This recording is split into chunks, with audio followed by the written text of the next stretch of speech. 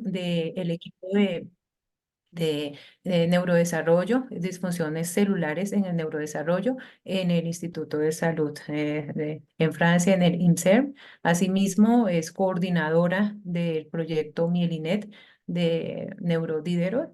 Además de eso, ha trabajado como Senior Pediatric Neurology Professor en el Robert Debré Hospital en París.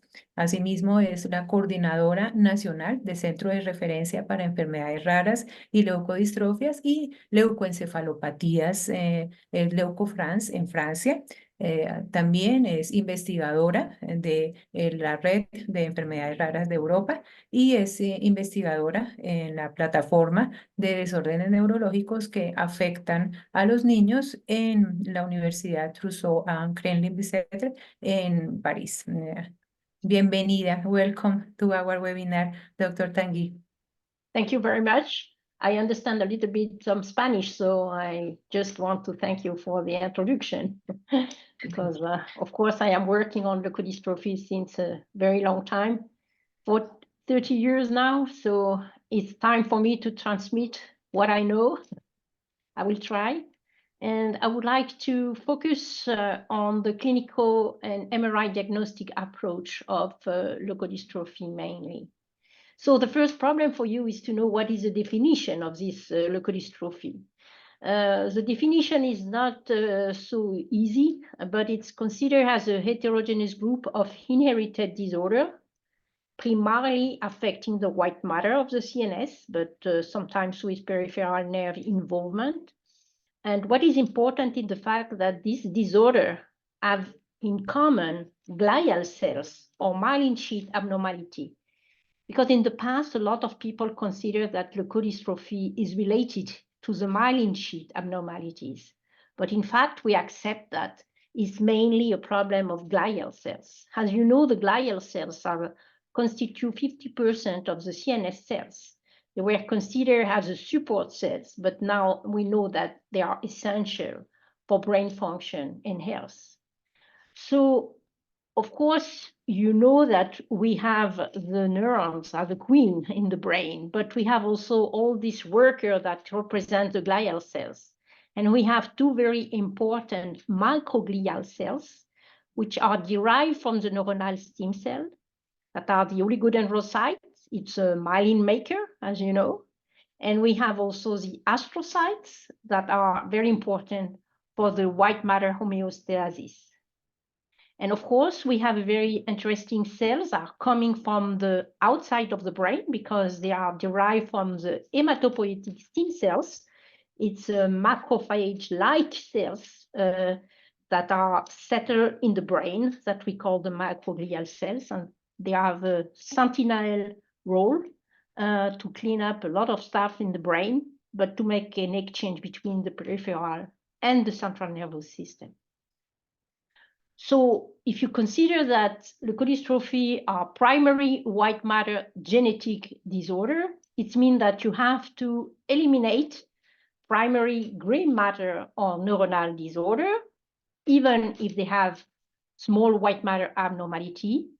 You have to rule out also the non-genetic form of white matter disorders like infectious, inflammatory, but also vascular or toxic. And you have to rule out also disorder in which you have white matter abnormality, but the cause is not clear, and especially you are not sure it's a genetic cause, or you have predominant systemic manifestation, or if you have predominant neuronal involvement. So it means that you have to restrict the term leukodystrophy to this genetic primary white matter with a monogenetic abnormality. But of course, it's very complicated because we know that a lot of environmental factor or epigenetic factor can modulate a lot of leukodystrophy, and sometimes it's very difficult to make differences between the pure genetic forms and genetic form with epigenetic factor, environmental factor.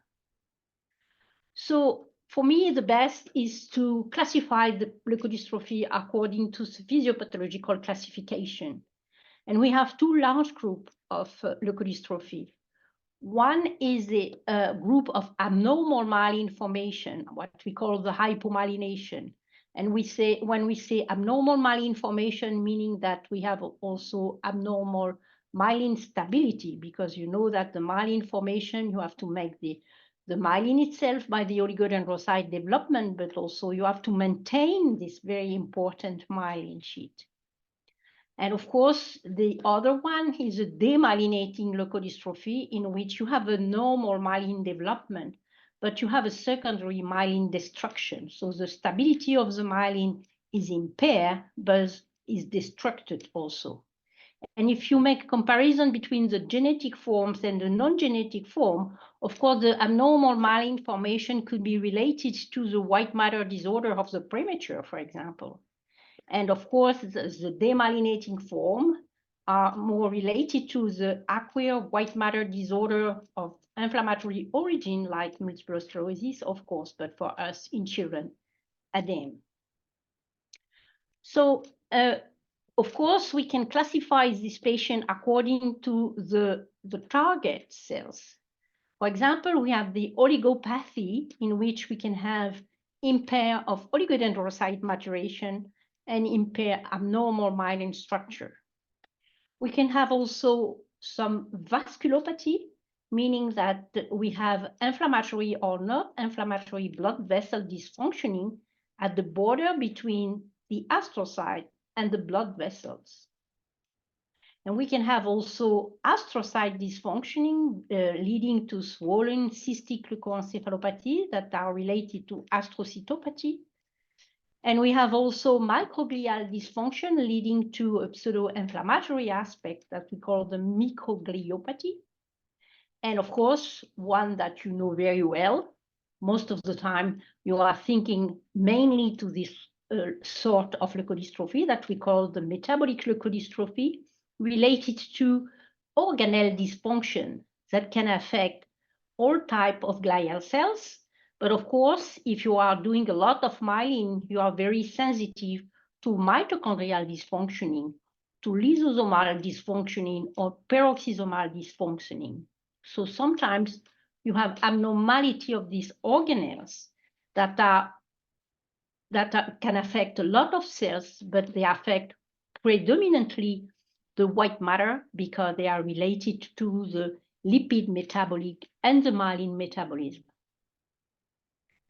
So now, in practice, what does that mean? I mean, in practice, we consider that we have leukodystrophy when we need to have abnormality on the MRI, defined at the international level, meaning that if you have a normal MRI, people consider that it's not a leukodystrophy, but we will see that it's not totally true.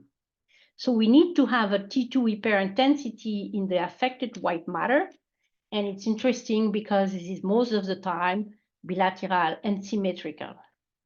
But what is interesting is that we have a very variable signal that can help to classify our patients according to the physiopathological classification.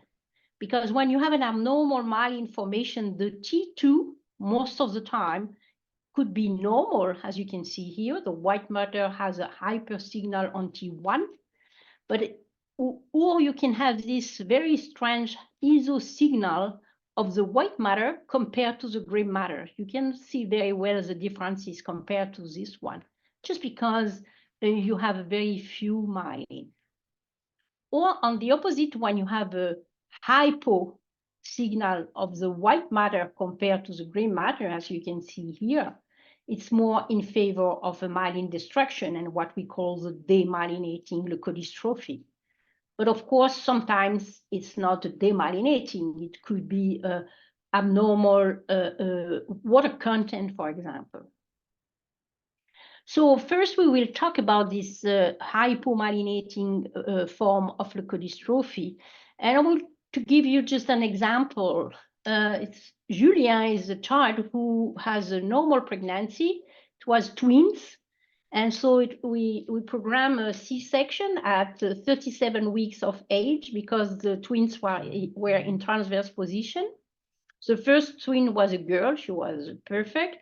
The second twin was Julian. He was a little bit hypertrophic, but the Apgar was okay. He spent 15 days, the two twins at the neonatal intensive care unit, but just in order to have a better weight. And he had a normal development, Julian, to his sister up to 3 months. And the mother is very interesting because she explained that an nystagmus starts at 3 months and 23 days. She was very precise.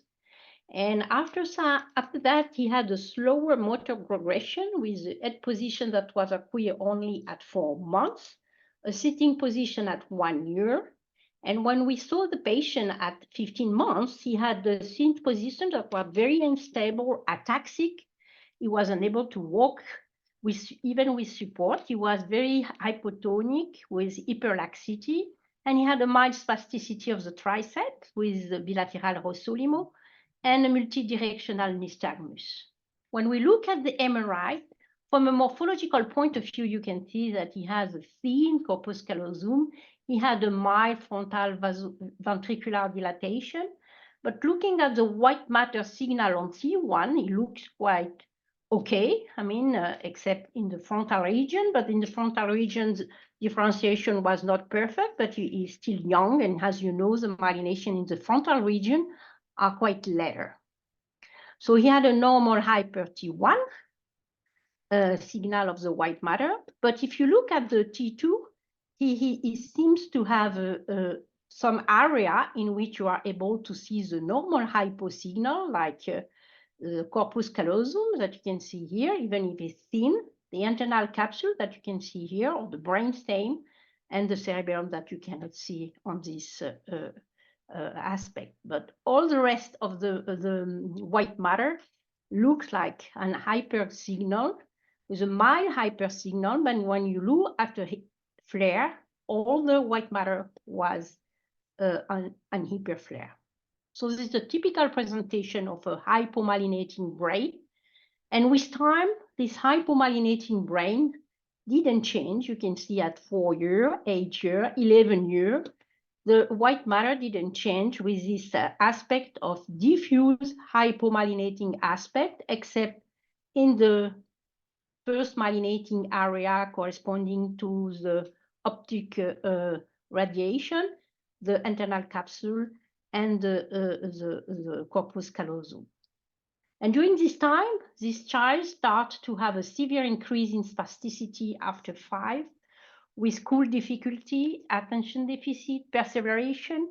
And after 10 years, we were obliged to include this child in an institution for handicapped children. So it's a progressive disorder. And when we look at the auditory evoked potential, we were very interesting because we have only the first wave 1 of the brainstem auditory evoked potential. And after, there is a total desynchronization, so you are unable to register something. But this child, of course, is not deaf.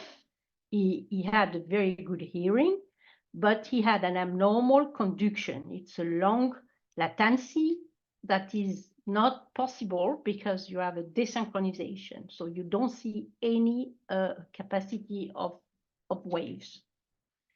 Of course, this child has a typical PLP1 related disorder. So PLP1 is a gene that is on the X chromosome, and it encodes a very important protein, the main protein of the myelin sheath, what we call the PLP, and is a form that we call DM20. So PLP is very important for the development of the oligodendrocyte, but also for the myelin sheath, because it is in the compact myelin and is very important for the compaction of the myelination. So when we look at these patients that has been called Pelizaeus-Merzbacher disease patients, because that's been described by Pelizaeus, and from a neuropathological point of view by Merzbacher a long time ago, when we look at the patients when they are male and they start their disease always before 1 year of age, they have this typical what we call PMD sequence. It means that we have these neurological signs that are gradually modified by the maturation of the CNS. You can see that they are hypotonic. Sometimes they have stridor, nystagmus, ataxia, and spasticity. And you can see that these signs decrease with time, except for the spasticity in the periphery and the hypotonia at the trunk. And they have a better social interaction. So it's important to see this in comparison with premature baby, for example, in which most of the time you don't have this very interesting neurological sign sequence. The second very interesting part is the fact that according to this PMD sequence, you have a myelination impairment, but this child are doing some improvement, exactly like a CP patient. But the difference with a CP patient is the fact that after a certain time, that is most of the time between 5 and 10 years of age, where they are able to obtain the best level motor of acquisition, or could be head control, sit position, walk with support, or no acquisition, they start to have this axonal loss with a progressive quadriparesis, optic atrophy. So it's interesting because in this disorder, it's a neurodevelopmental disorder, as you observe with a premature baby, for example, but it's also neurodegenerative white matter disorders, because after a certain time, you have this loss. And Julian now is totally quadriparesic, and he has the capacity to talk a little bit, but he has lost most of his capacity to do something. He's able to understand, but he's not able to have any language. So when we look at the severe form, for example, of the disease, the MRI, from a myelination point of view, didn't improve, but is very stable with age. But what you observe is a very severe atrophy. So you don't have change in the myelin signal, but with time you have a progressive atrophy. It's a cortico-subcortical atrophy that you can see here, but also it's a cerebellum atrophy. And there is a good correlation between the severity of the disease and the onset of the atrophy, especially of the cerebellum. So it's really a neurodegenerative disorders. And of course, we have also some patient with PLP1 mutation in which we don't observe this developmental part of the disease. They look like a spastic paraplegia with a quite normal development during the first year of life. But between 2 and 10 years of age, they start to have progressive quadriparesia, school difficulties with low performance IQ, and after they have a degradation at a certain level according to the time they start to have clinical signs. And in the female carrier, it's important to understand that they can develop also progressive spastic paraplegia and sometimes a frontal dementia after, most of the time, 50 years. So again, in this situation, you have mainly the neurodegenerative aspect and not the developmental aspect. So when we look at the myelin content, of course, it's very different between the PMD0 and the SPG2, but that we can see on the abnormal CNS conduction. For example, in the PMD0 form, we have very severe alteration of any kind of evoked potential. But sometimes when it's a milder form, you can have a brainstem auditory evoked potential, but the somatosensory evoked potential is always abnormal, as you can see here, with a very important desynchronization. In the spastic paraplegia form, you can see the different waves, but they have a long latency always, but there is no rapid degradation, as you can observe in, for example, demyelination. And of course, if you look at the MRI, the PMD0 have a severe myelin defect, whereas in the milder form, you can see that you have, like Julian, a certain amount of myelin in the corpus callosum, in the internal capsule, and the first myelinating area of the brainstem. For the late onset form, like the mother carrier, for example, we have some most of the time no white matter abnormality, but we have a progressive axonal degeneration that we observe with a progressive cortical subcortical atrophy.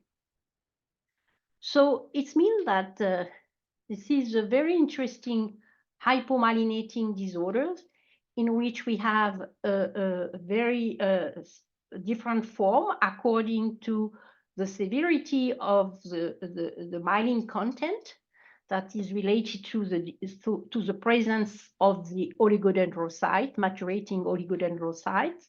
And when we look at the mutation that can induce the disease, we have a genotype-phenotype correlation because most of the patients with the classical form, they have a duplication, meaning that there are 2 copies of the PLP gene, genomic region.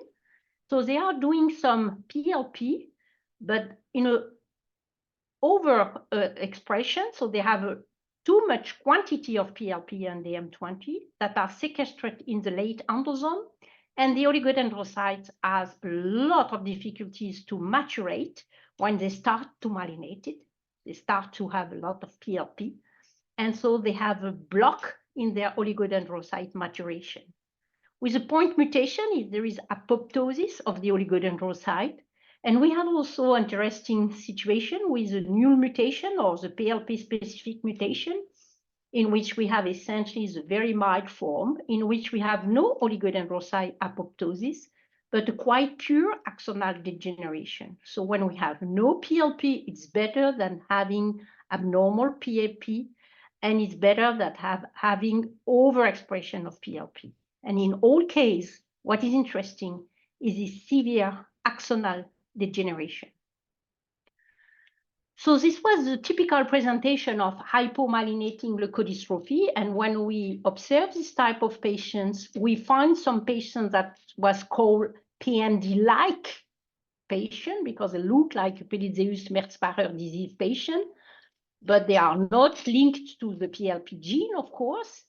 And now I prefer the term hypomyelinating leukodystrophy type 2, for example, or I prefer the name of the gene that we call the JGC2 related disorder, for example.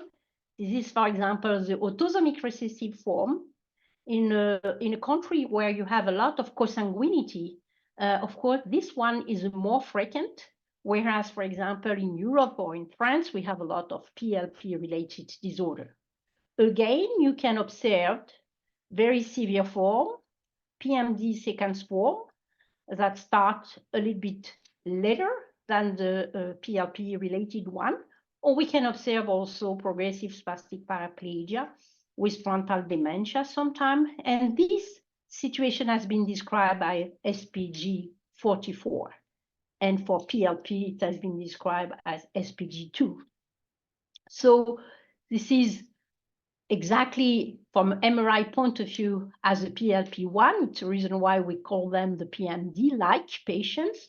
But if you look at the internal capsule, they are more affected. They have a very important corticospinal tract involvement.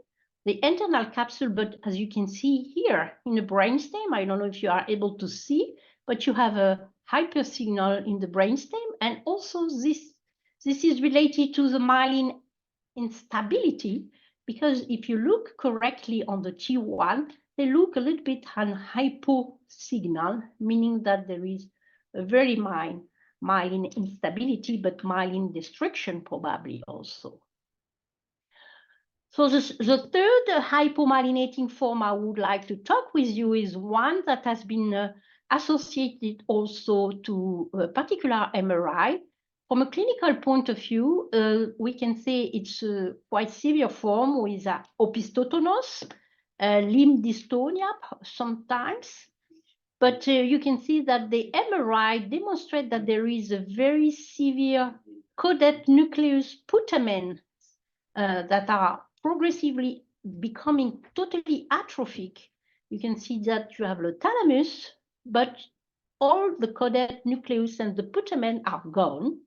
And you have also a progressive cerebellum atrophy.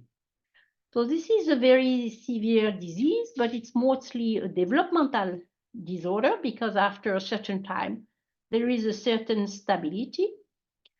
But the gene that has been involved in this form of leukodystrophies that we call HEBC are due to heterozygote de novo mutation in one gene that are very interesting, the tubulin beta 4A. And this tubulin beta 4A, it's one of the microtubule structure protein that is important for the neurons, but this TuBB4 is very important for the oligodendrocytes and is important for the myelination process. And it is important to understand that it's a de novo mutation in the affected patient, but sometimes the mother carrier or the father carrier has a mosaicism. And in this case, we can have familial cases. So it's considered as autosomal dominant form. And again, you are not very surprised by the fact that you can have this severe dystonia that I have described with atrophy of the putamen, the caudate, and the cerebellum related to a specific recurrent mutation. But we found also a large number, and probably now we describe essentially this form, with spastic paraplegia starting between 2 and 5 years of age. And you have this very interesting T2 hyperintensity of the globule palatus and the neostriata.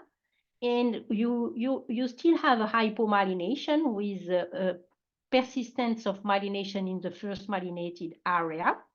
And they are related to other mutation. But of course, this patient, even if they start at a later stage, they develop a very severe axonal degeneration again. And we have a dominant form of dystonia that has been described since a long time, in which this gene has been involved with patients with a completely normal MRI. Again, we can have such large spectrum related to the same gene. Now we will switch to another observation of a young girl. She's 10 years. She had a normal, quite normal delivery and neonatal period. She sits quite a little late at 7 months, but walk also late at 19 months with an unstable walking that was acquired at 23 months. And she started at 4 years of age, a dysarthric language, and she still have an unstable walking. But when we saw her for the first time, she had a dysmorphic feature with a severe myopia. She had a delay in teeth eruption, and she had a delay in the weight development. The head circumference was quite normal, and the height was subnormal. When we look at the MRI, she was clearly hypomyelinating with quite normal corpus callosum. The cerebellum was not too bad. She had a diffuse involvement of the white matter, and she had lack dental germs, but she had a normal EEG. Was interesting because she has a normal brainstem auditory Evokon potential, contrary to the patients with a PLP or GC2 mutation. She had a normal peripheral myelination. She had a normal visual evoked potential. But when she gets older, she has learning difficulties, mainly on the performance IQ, and she has progressive worsening of the walking difficulties with cerebrospastic syndrome. She has also worsening of the learning difficulties, and at 13 years, she's in wheelchair. She had a severe scoliosis with severe spasticity, and we analyzed her for primary amenorrhea, and she had a hypogonadotrophic amenorrhea. So when we look at the MRI, the diffuse hypomyelination is relatively stable, but if you look at the cerebellum, especially the vermis, she had a progressive atrophy of the vermis, and she had a progressive atrophy of the corpus callosum. So the most interesting part of this hypomyelinating disease is the fact that you have a progressive atrophy of the corpus callosum and the cerebellum. So for this patient, the diagnosis of 4H syndrome was done because she has a central hypomyelination with hypogonadism and hypodencia.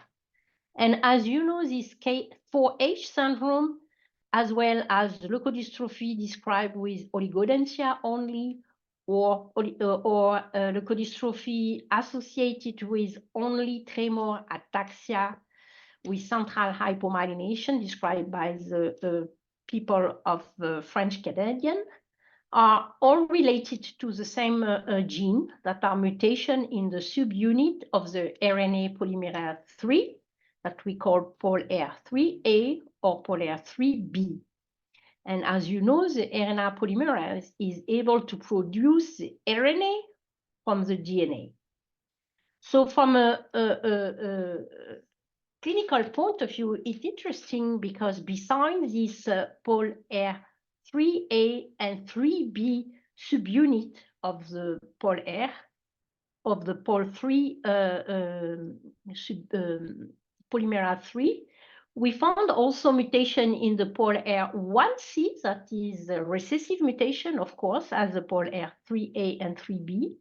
But it's interesting because this POLR1C was also involved in dysmorphic patients, like we call the Treacher-Collins syndrome, in which a subgroup of patients are involved this POLR1C or POLR1D gene.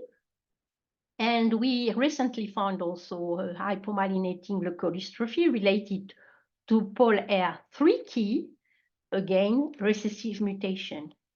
In all cases, this POLR dysfunctioning induce abnormality in the production of the tRNA, but also in the ribosomal RNA.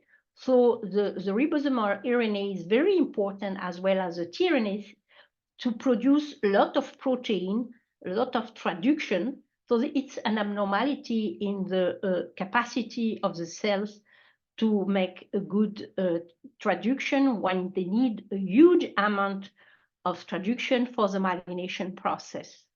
And from an MRI point of view, besides the hypomyelination aspect, you have two very interesting parts, is the T2 hypo intensity of the ventrolateral thalamus, as you can see here, or in the dentate nucleus, as you can see here.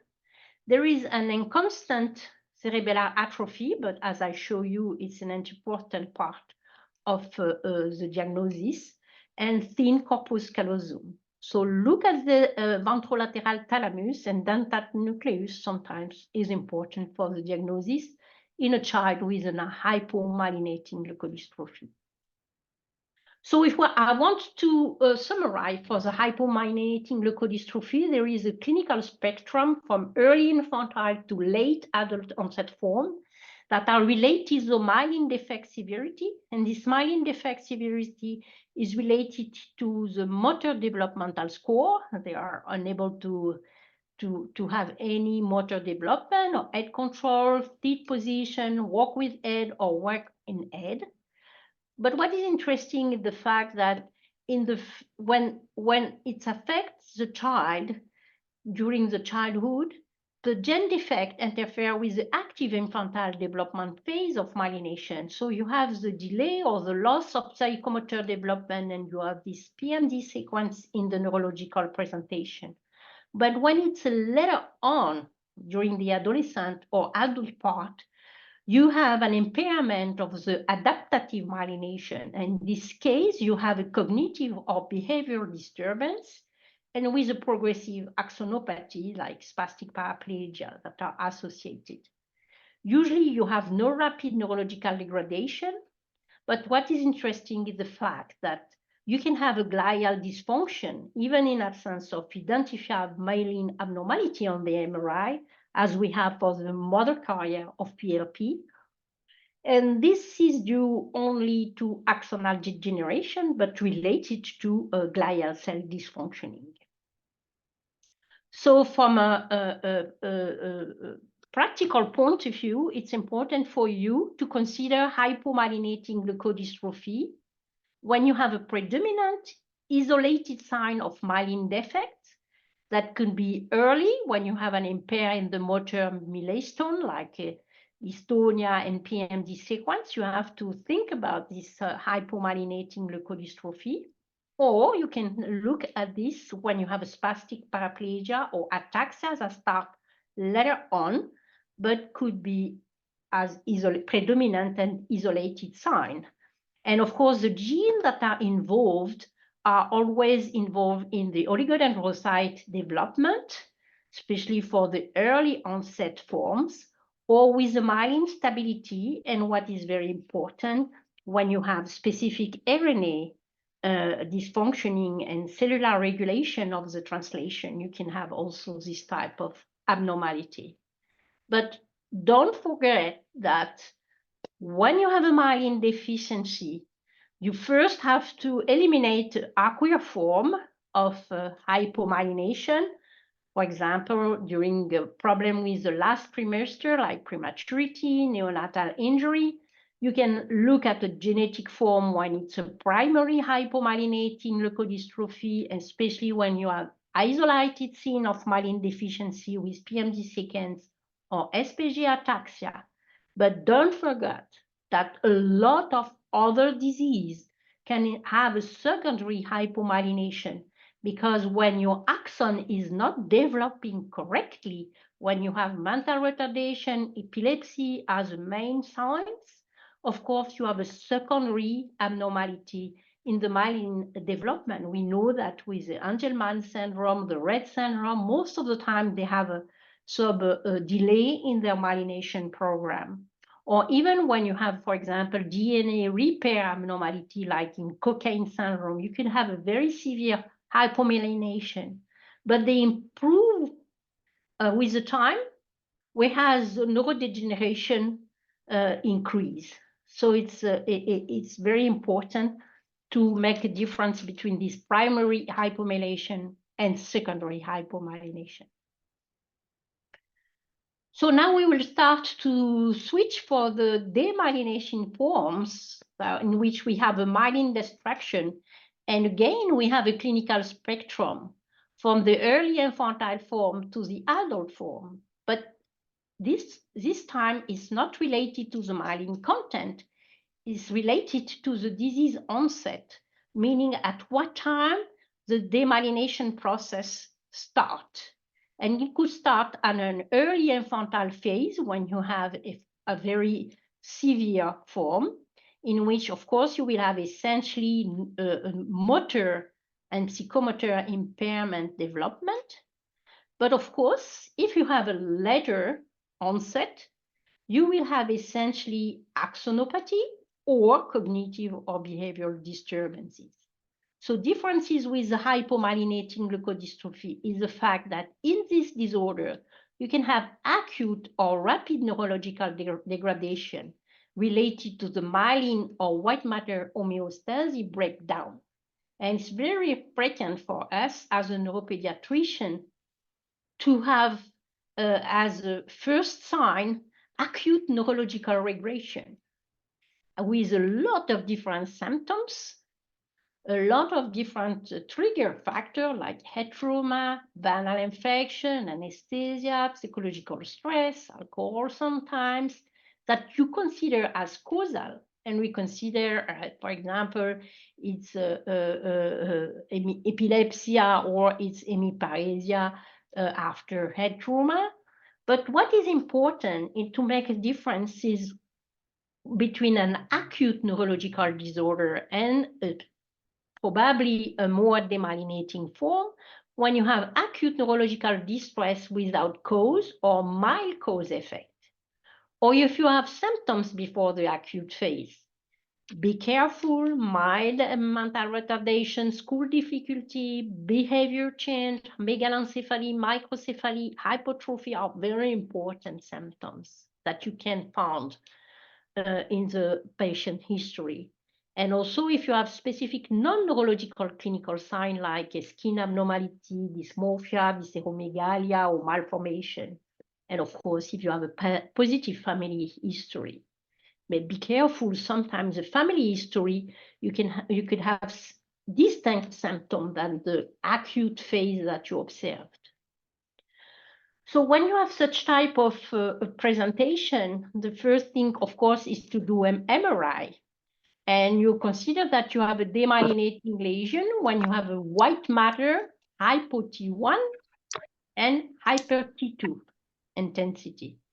So you consider that it's an aqueous form, like, for example, an inflammatory form, when it's asymmetric distribution, when you have a gadolinium enhancement, you have a rapid increase and change in your white matter abnormality. So you have abnormality of different age. And you consider that it could be a genetic forms if you have this symmetric distribution, if you have a confluent aspect, or if you have the fascicular aspect, as you can see here, it's fascicular and it's symmetric. That could be more a genetic forms. So we classified after that the patients in two large groups. A group in which we consider from an MRI point of view, it could be vascular, and in situation, it could be non-vascular. If we look at the vascular forms, we consider from an MRI point of view that vascular involvement could be related to, because we have abnormality, like you can see here, what we call the microblitz, meaning that you have a hypo intensity on the SWE or of the echo time. And when you have abnormality involving the internal capsule, or when you have abnormality involving the, of course, the temporal region and the deep gray matter involvement, or when you have also involvement on the brainstem, and of course, when you have lacunar infarction, but for us, for children, it's more porencephaly. Be careful, because when it's vascular, it could be hemosiderin deposition when you have an abnormal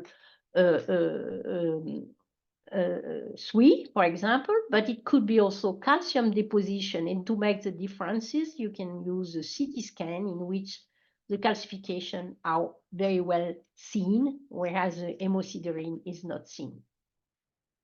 So when we are looking at the vascular situation with and without calcification in children, we are essentially abnormality in the blood vessels interaction with the white matter, with the COL4, A1 and A2 mutation. For example, this patient was a 7-year-old boy.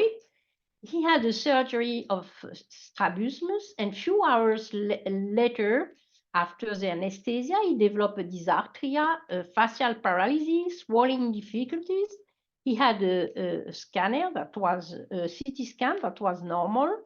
He had except the white matter that you can see hypodense. And after, when we look at the T1 was hypodensity of the T1 with abnormal on flare, as you see here, that was quite diffuse, periventricular white matter involvement that looks quite unusual for something that could be aqueous.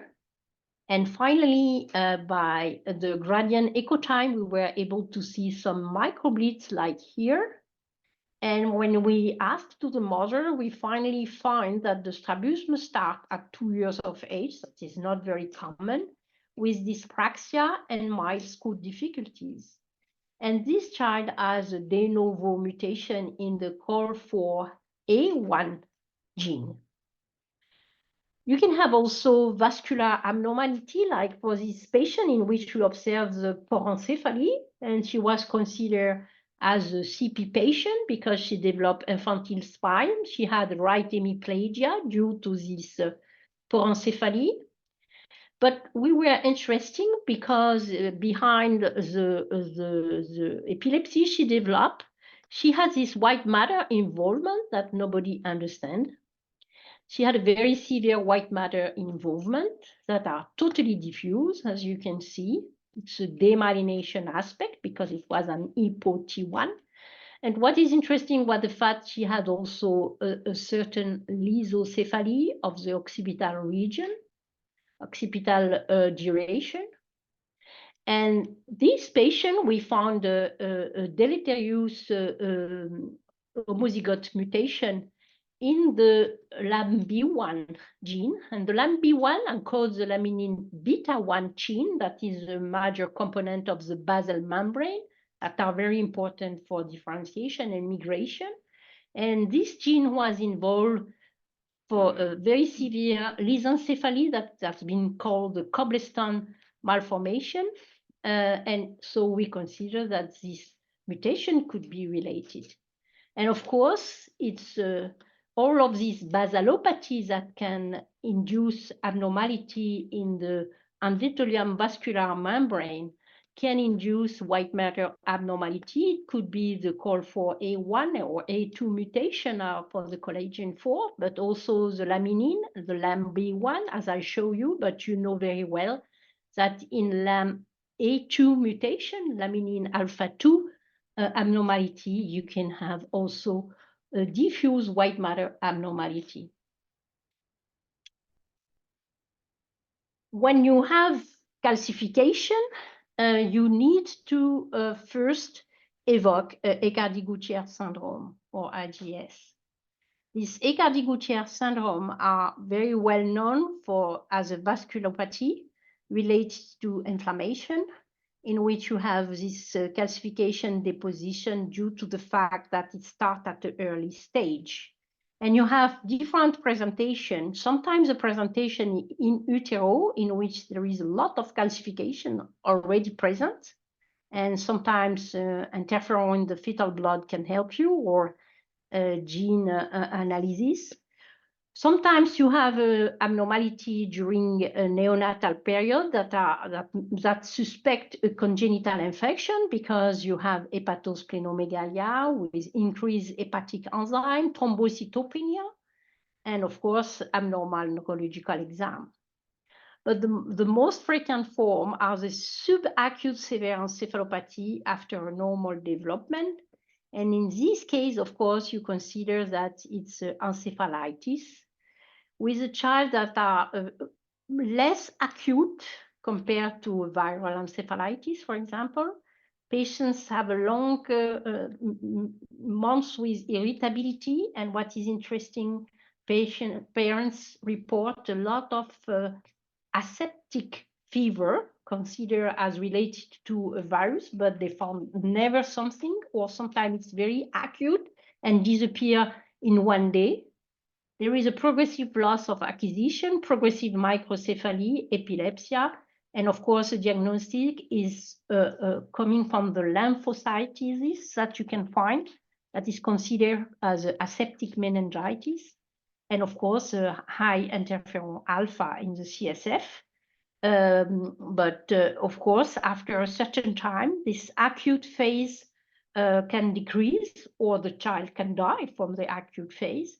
For most of the time, there is no more disease progression, and there is essentially a very severe disorder with spasticity, dystonia, a child bedridden, severe intellectual impairment. And during this phase, sometimes the interferon alpha is totally normal, but we can find sometimes an abnormal interferon signature, meaning that we analyze the RNA in the serum, we found abnormal activation of gene in the interferon pathway of the white matter cells, the white blood cells, sorry. But this is sometimes very mild, and you can see this child, he had an acute psychomotor regression after vaccination at 9 months. She was considered as a post-vaccinal leukoencephalitis. And after she walked with support, as you can see here, she had a normal language, mild difficulties in cognitive performances. She has no psychiatric signs. But at the end of the adolescent, she was 17, she had mood change, acute motor difficulties again with tetraparesia, spasticity, pyramidal sign. So we cannot consider it was a sequel, of course, of the first episode. And she had a systemic inflammatory syndrome with anemia, lymphopenia, mild anti-neutrophic cytoplasmic antigen. The CSF was normal, except increased neopterin. And when we look at the skin, you can see that she has sequela of skin vascularitis.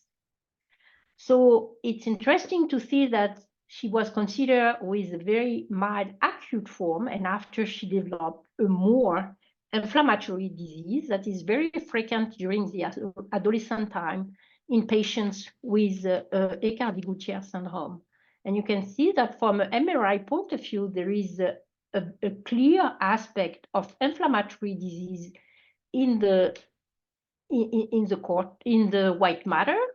And even you can have this restriction of diffusion sometimes, and you can have bilateral calcification associated. And this patient, she had a mutation in the RNase H2B that is involved in the AGS. And you can see that in a certain number of patients, we have the chance to see these vascularitis that are very typical, and that could be related to a lupus form of chronic vasculitis that could affect the brain, but also the other part of the vascular system. And we have a late mild form, sometimes with only spasticity, very mild attention deficiency, and sometimes only the interferon signature can help us to look at the different genes that are involved in Aicardi-Gouttières syndrome. You can see that we have a lot of genes that are involved. We have even 9 genes now to test. But there is a very overlapping feature between this patient with classical Aicardi-Gouttières syndrome, spastic paraplegia, developmental delay, lupus-like patients, bilateral striatal necrosis that has been described now in the different genes that are involved in the interferon pathway. And we have more and more patients with systemic lupus erythematosus linked to the same gene that are involved also in Aicardi-Gouttières syndrome, like the TREX1. I just want to add that the corticosteroids during the acute phase help a lot, but because we are involving the interferon pathway, the JAK inhibitor can help us. But the JAK inhibitor and efficacy on the inflammatory phase or on the peripheral organs, not on the brain, and especially in the sequelae phase and in a slow progressive spastic paraplegia form, we don't use the JAK inhibitors because the JAK inhibitors can have a lot of secondary effect. Finally, when you look at the patients with Aicardi-Gouttières syndrome, we have sometimes patients in which we have a leukoencephalopathy that are quite diffuse, in which we have involvement of the temporal lobes like that, but they are symmetric and they look like antenatal cytomegalovirus brain infarction, as you can see on the second group of MRI. And they are related to RNase T2 mutation, and they have this anterior temporal lobe cyst abnormality with cerebral calcification. Most of the time, they don't have lymphocytosis in the CSF, but sometimes it can happen.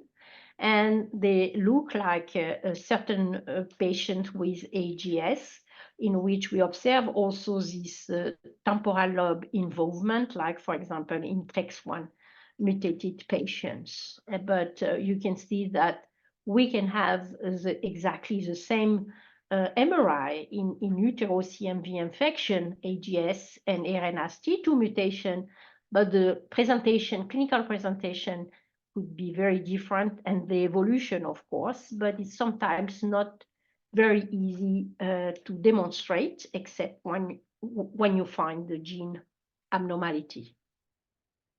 So I would like to finish with the non-vascular form of this demyelinating form. And I would like to insist on one form that is related to astrocytopathy, in which the white matter is involved with a swelling and cavitating aspect.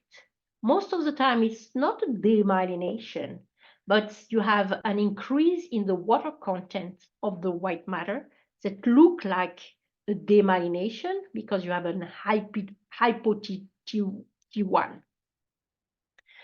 I would like just to remember this patient. He had an acute episode of dysphagia after emotional stress at school.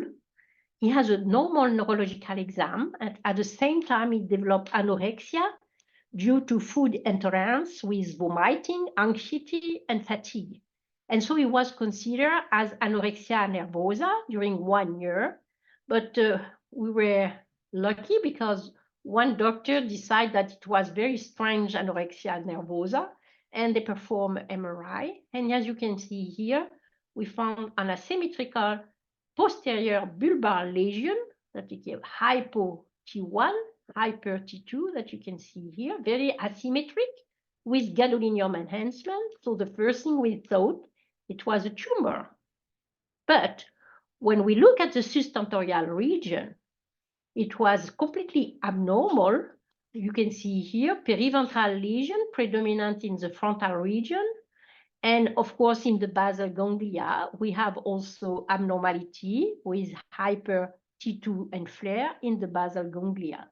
That was not very interesting for a tumor.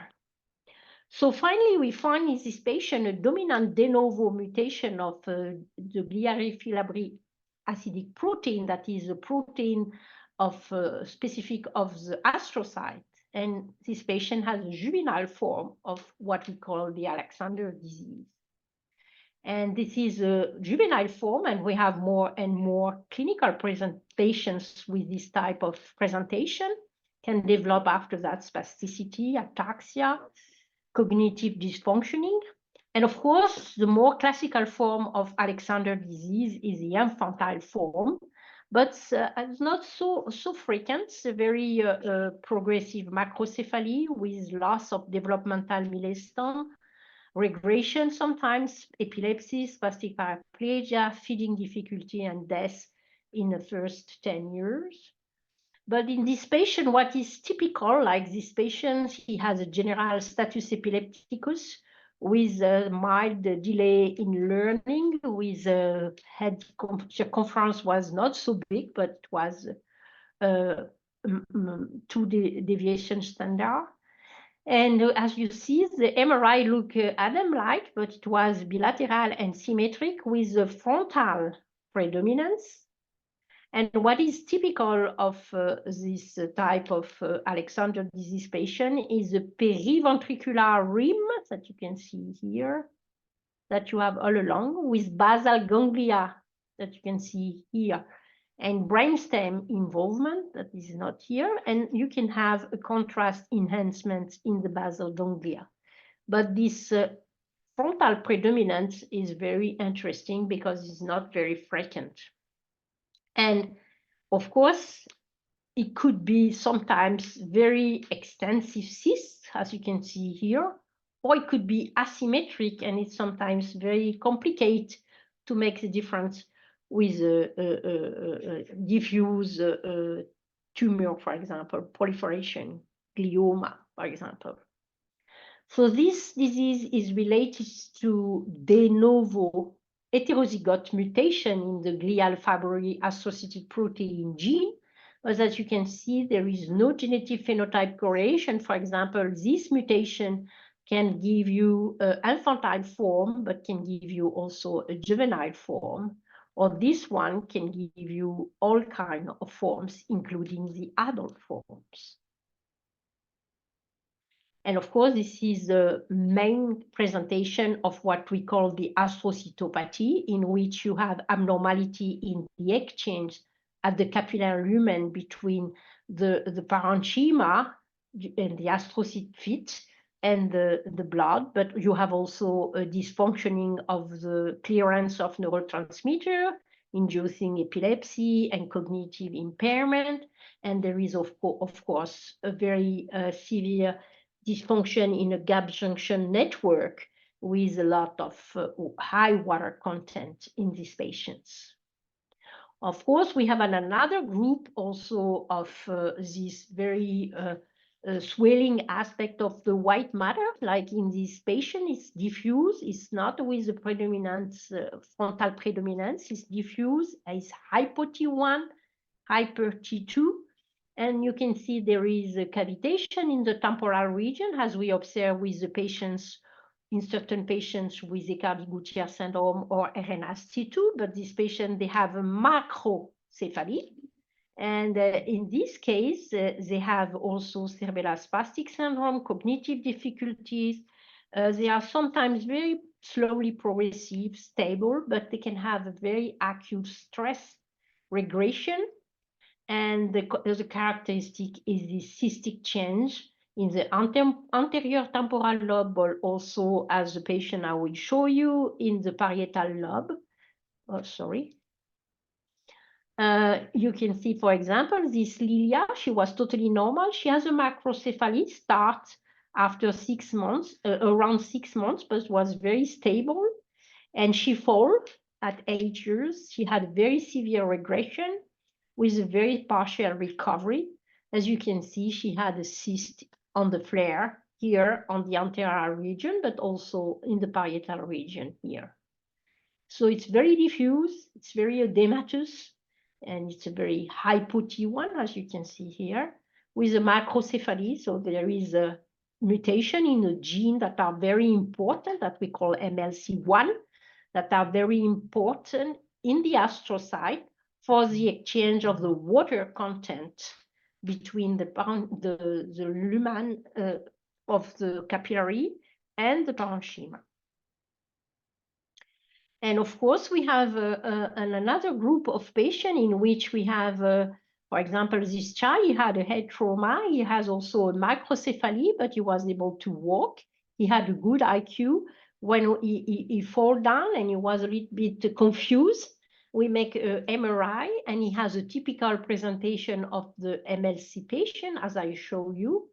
But we were very surprised because the evolution of this patient was very good. He was very good at school with a very good IQ, but with behavioral problem. And finally, we found in this patient a second gene that we call the MLC2 or EPACAM, that is associated to the MLC1 protein. And it's autosomic dominant for this patient. But after, we found also some patients with autosomic recessive, more severe form, and especially it's patients with autism spectrum disorder presentation. So they have a lot of behavior problem. And don't be surprised to find some white matter abnormality in such type of patients. It could be related to EPACAM. They're very edematous presentation from an MRI point of view. But they improve most of the time with time.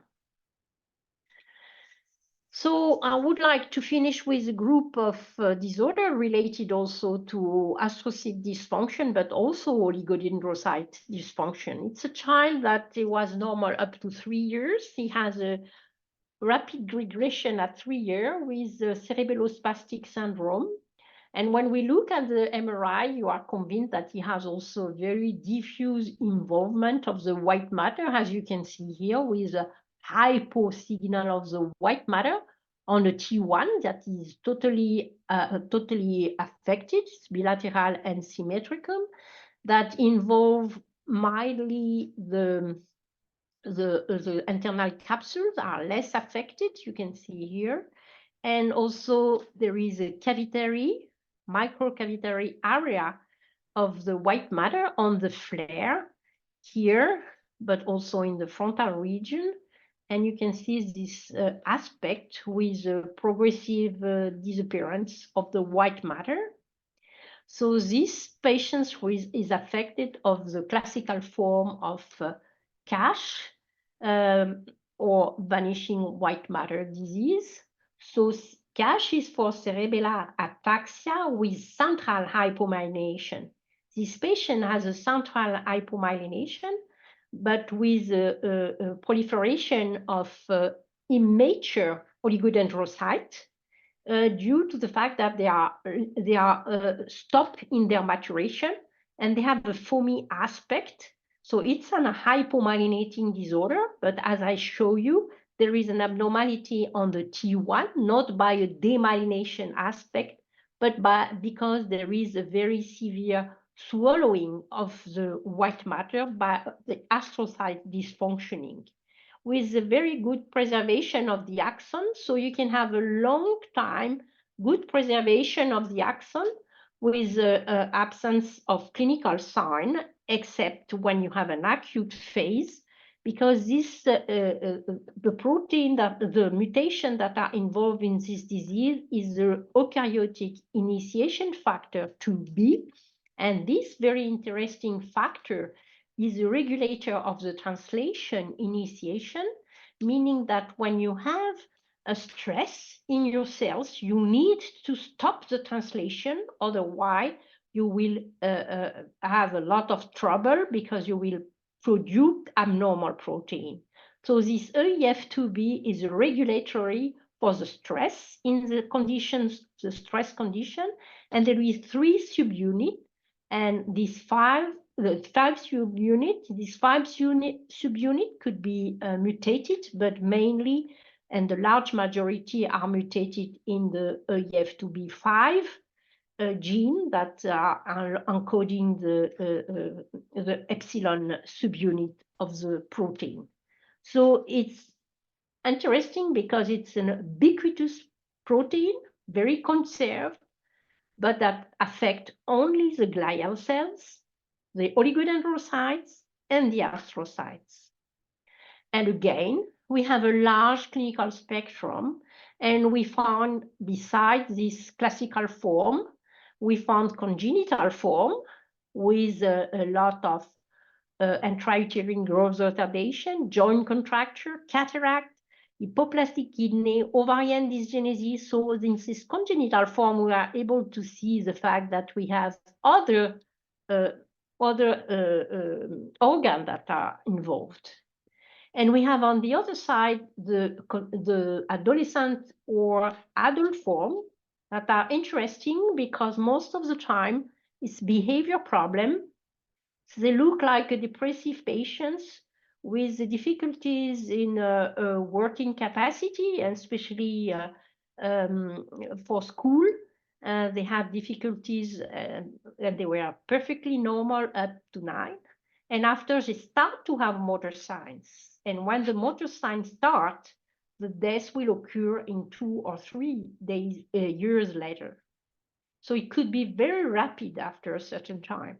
And sometimes we have associated primary ovarian failure that we call ovario-leukodystrophy.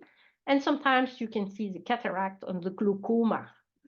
And what is interesting from a clinical point of view is the dissociation with this mild neurological sign, even without neurological sign, only behavior problem, and this MRI diffuse white matter involvement. We make the diagnosis in one patient. He was in psychiatry since 10 years. He was 30 when one doctor decided to make an MRI, and they found this diffuse typical MRI white matter involvement. So sometimes it's you have no clinical sign that help you to perform an MRI. So please perform MRI when you have a behavior problem or depression that are not typical of a psychiatric disease. And now I would like to finish with this swelling part with this child. He was totally normal. He had nystagmus when he was 3 months. He had quite a head circumference was above the 97th percentile. He decreases nystagmus at 7 months, and he has a slow motor improvement with head control after 15 months, as you can see here. He was still very floppy. Each time he has a banal viral infection, and we saw him at 20 months. He was still hypotonia, able to sit without support few seconds. He had excellent interaction. He was able to use a lot of words, and he had quite a fat infiltration. he had a brisk reflex. And when we look at the MRI, when he was 1 year old, look at that. He had a hypo T1, hyper T2 flare, and he has no cavitation, as you observe normally in a, for example, in a CASH patient. He has no severe swelling. And you can see that he has something in a spinal cord that you don't see very well, but you see very well on the brainstem and also in the basal ganglia. You can see here also this white matter involvement that is very intense. I mean, in terms of hypersignal, you can see here it's diffused. And when we look at the spectroscopy, he had a very important lactate peak of the spectroscopy, and he had also a mild increase in the lactate in the CSF. And you see that he has an involvement of all the white matter. And this patient has a typical LBSL syndrome and with DARS2 mutation. And DARS2 mutation is related to a gene that are important to produce the mitochondrial aspartyl amino acid tRNA synthetase. So it's important for for the translation, and they are important for the translation at the ribosome. And we have very different forms. I present you early onset form, but there is also very mild forms in which most of the time you have loss of walking capacity. And this was the infantile form I present, but the most frequent form are the childhood onset form, in which the white matter involvement is less important.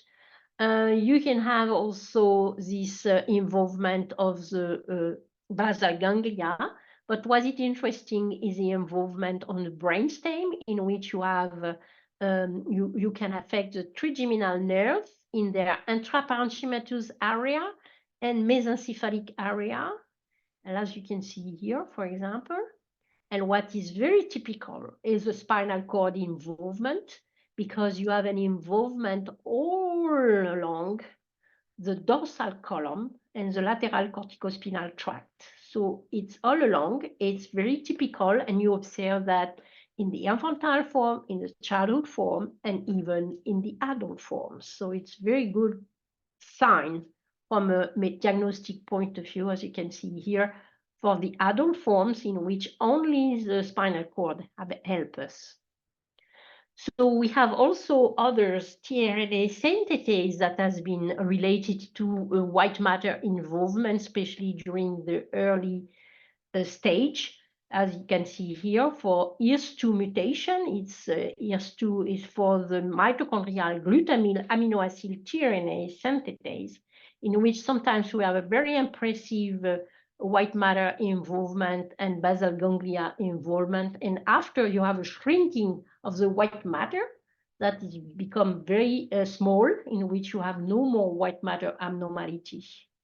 So this has been called leukoencephalopathy with thalamus and brainstem involvement and high lactate, or LTBL. But we have a lot of others, ERS2, DARS2, but also we know a lot of tRNA synthetase that can induce also encephalopathy with epilepsy, for example, or spastic ataxia, in which sometimes we have white matter abnormalities that are less impressive. But this is a mitochondrial disorder. So when you have a swelling cavitating aspect, you have to think about astrocytopathy, in which you can have microcephaly, and in which you can look at the MLC, Alexander disease patient, of course, Canavan, but I didn't have time to talk about that. If you don't have a microcephaly and you have a typical presentation of swelling and cavitating, it could be a CASH, of course, because it's a very frequent disease, but it could be also a mitochondrial disorder. Of course, you can have a tRNA synthetase abnormality, but we have also a lot of patients with complex 1 deficiency in which we can have this diffuse aspect of the white matter. And finally, I would like to finish with the last group, because the last group has less typical MRI presentation. And in this last group, you have a lot of metabolic disorders.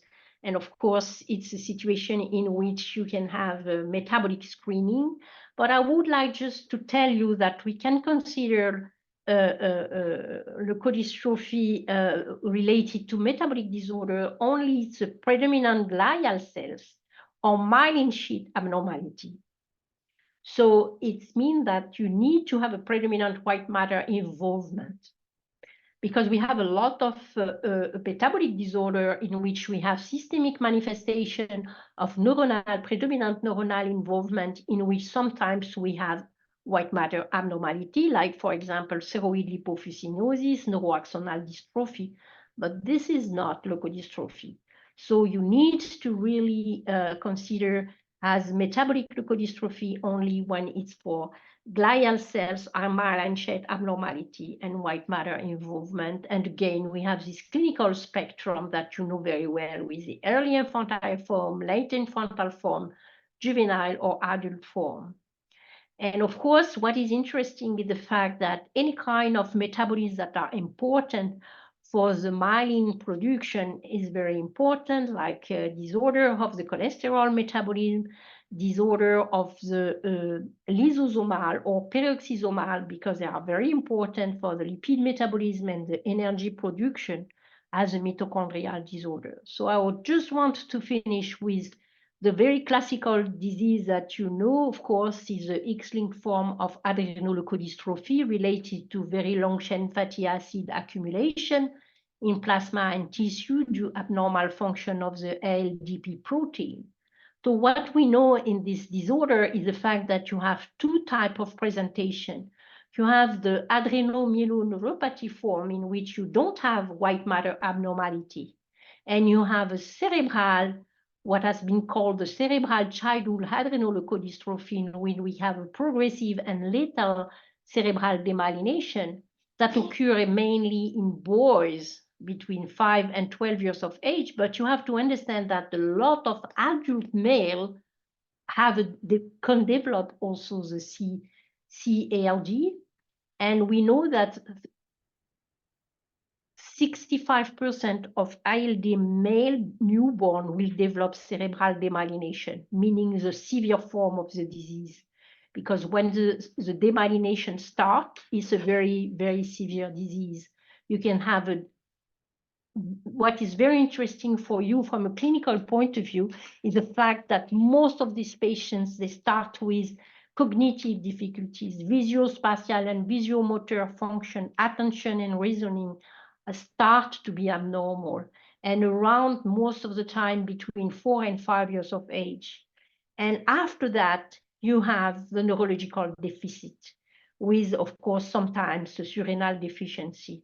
But when they start to have the neurological deficiency, it means that the disease will progress rapidly and as a devastating disease, because it will die in 2 to 4 years after the onset of symptoms. And this decline is related to very severe, extensive demyelination that you can see here. And this is an inflammatory demyelination, because we have gadolinium enhancements. And of course, it's more extensive than the multiple sclerosis, but there is a very severe demyelination that occur most of the time first in the posterior region, but that's a typical presentation. So you have, of course, also involvement of the lung tract that are most of the time affected by the demyelination process. So it's an inflammatory demyelinating process in which, of course, the MRI helps us to decide if the evolution will be very bad or it will be better. So according to a score, we are able to see if the patients we have a chance to have a stabilization, or if they are already too late and we'll have a rapid degradation. So when we have this score less than 9, we are able to arrest, to stop the cerebral demyelination in boy, in adolescent, or even in adult male if we perform the hematopoietic cells transplantation, meaning that we can use the macrophage of the donor that can migrate it to the brain and be able to stop the demyelination process. I mean, stop. The problem of this procedure is take about 1 year before this migration will be enough efficient to stop the inflammatory process. But when we perform this type of hematopoietic stem cell transplantation in this patient with a POCI or asymptomatic patients with a low score less than 9, we observe a very good survival compared to a patient without. But of course, if you have to perform this transplantation and you have a chance to have the POCI or asymptomatic patient, you have to make a screening, familial screening, especially when you have AMN patients, because it's an X-linked disease, so you can have a lot of patients in the same family that can have the affected gene. Or you can perform a neonatal screening, as some different countries are start to do. And when we detect patient by gene analysis, we perform a systematic MRI every 6 months during the early age and after each year in order to detect if there is a mild demyelination. So when we have a mild demyelination, we are allowed to perform the allogenic hematopoietic stem transplantation. And if we have no donor for allogenic hematopoietic stem cell transplantation, there is also ex vivo gene therapy in which we are using the hematopoietic of the patients treated with lentivirus vectors. So there is a very good effect, but the problem is sometimes some patients develop myelodysplastic syndrome. So we cannot perform this hematopoietic stem cell transplantation in pre-symptomatic patients because it's a very dangerous procedure for auto-transplantation as well as autologous transplantation. And the same for the metachromatic leukodystrophy, in which we can have late infantile form that are the most frequent, the juvenile or the adult form. And these late infantile forms, again, when the disease starts with the motor signs, it means that we have already a very severe demyelination. So this disease is related to lysosomal abnormality, because it's a lysosomal enzyme that we call the aryl sulfatase that are responsible for the progressive accumulation of the sulfatide. And in this case, we have accumulation of the sulfatide in the macrophage, in neurons, and of course in the glia, with a progressive inflammation again, as we observe in ALD, but the ALD is more acute. And for this patient, when we use a specific score for MLD to score what they are making as a progression of the disease, you can see that in the late infantile form, it's very rapid, even in the early forms or in the juvenile and late forms. So meaning that it's a very rapid disorder. So presently, when the clinical signs are very present with the abnormality on the MRI, we cannot do something most of the time because it's too late. Sometimes in the the classical abnormality on the MRI, all of you know that the classical MRI pattern with this tigroid aspect with the sparse of U fibers, with cortical tract involvement, like in ALD, and also this capsulothalamic dedifferentiation with a hypo-intensity of the T2, and sometimes with atrophy of the thalamus and the basal ganglia in the early juvenile forms. So it's still very clear in the juvenile form when you have a demyelinating process. And of course, it will be much better if we can make the diagnosis at a very early onset form. But most of the time when we make the diagnosis, it's too late. Sometimes due to familial forms or because we are in a juvenile metachromatic leukodystrophy, we are able to perform an hematopoietic cell transplantation. But as you can see here, you have a good effect only in a pre- and post-symptomatic patients only. Because most of the time, if you perform the hematopoietic cell transplantation, the decline is still very important, even when you have a cognitive involvement. So you can do it only in a post-symptomatic patients, only in the early juvenile or juvenile form of metachromatic leukodystrophy. And recently we make a lot of different gene therapy for MLD as ex vivo gene therapy in MLD, in which we have used the auto transplantation.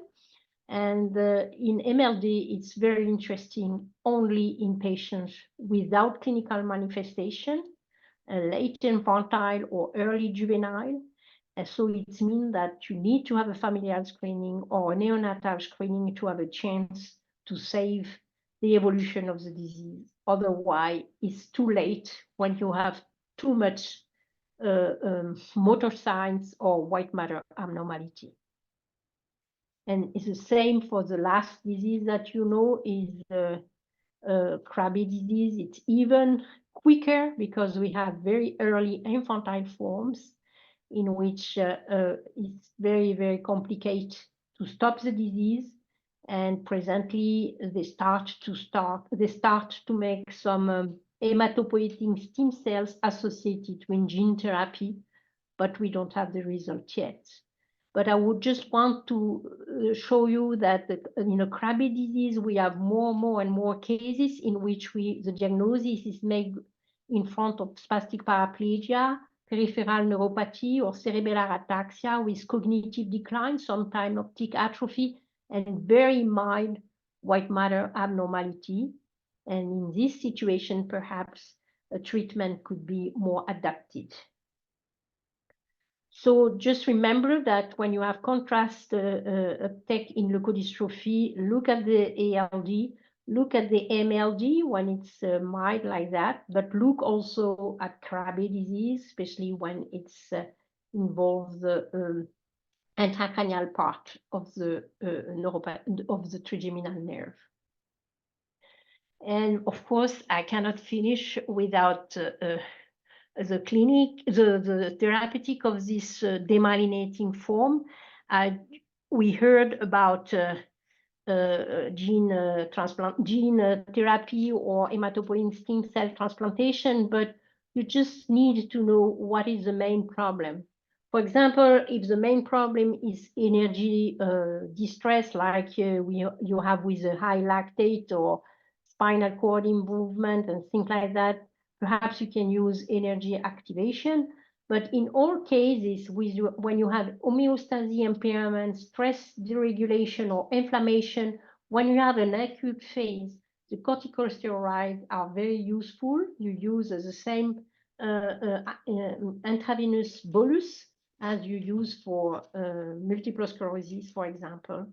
And this is already a good way to try to save some axonal dysfunction. So I think I have finished, but perhaps you have some questions or you want to know more things. Thank you very much. This is an excellent masterclass. about the leukoencephalopathies. ¿Alguna persona tiene alguna pregunta? Pueden escribirlas en el chat o abrimos el micrófono.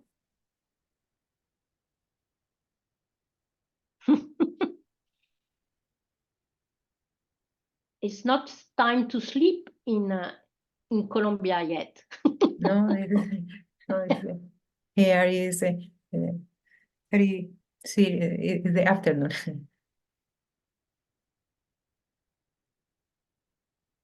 ¿Alguien tiene alguna pregunta? ¿Comentarios? ¿Inquietudes? What is We have students and residents of pediatric neurologists. Oh, Heidi, tienes una pregunta. Adelante, Heidi. Muy buenas tardes a todos. No, más que una pregunta, agradecer a la doctora Odile porque pues hace unos años nos acompañó en Santa Marta y fueron muchos los aprendizajes y hoy igualmente pues es mucho las enseñanzas que nos deja para los pacientes poderlos, digamos, abordar y estudiar de una manera adecuada. Simplemente mis agradecimientos por habernos brindado tanto hoy de su conocimiento. Muchas gracias. Thank you. Heidi is a colleague, is a pediatric neurologist. He works at Manizales in the coffee area of Colombia. And she remember with greedy with the many things about your presentation in Santa Marta. Yeah, Yes, I remember, but we Santa learned Marta a lot, yeah, at that time, and now we are learning almost. yeah, but I miss the sea of Santa Marta. Yes, it was a very, very good experience, and this this presentation is the second part. Yes, Yeah. we have a lot of new information about leukodystrophies and leukoencephalopathies, and I would like the students Yeah, in my experience, most of ask the time, about some topic, right? I don't know. most of the time in my experience, you are thinking about the metabolic form, but you are missing the form that we can diagnose with the MRI because they are sometimes typical, because you miss also the gene analysis facility, like genome analysis or Yes. even panel of leukodystrophic patients or something like that. So for you, it's sometimes difficult to make the diagnosis from a genetic Yes. point of view, but with the MRI, sometimes it's enough. Yes. Well,